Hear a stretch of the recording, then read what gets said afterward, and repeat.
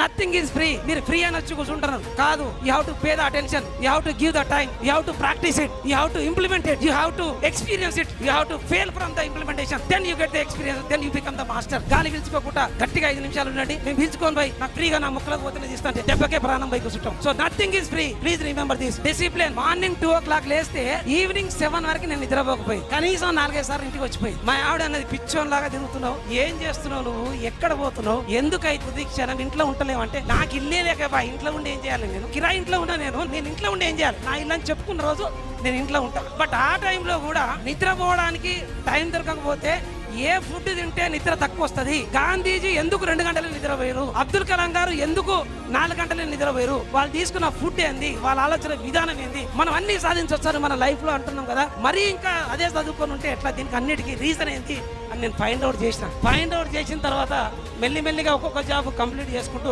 Last final గా ఏం చేసినా తెలుసా, 2021 టైమ్స్ ఆఫ్ ఇండియా ఉద్యోగానికి కూడా రిజిగ్నేషన్ ఇచ్చిన. నేను కావాలనుకున్న జాబ్నే ఆ రోజు వదులుకున్నా.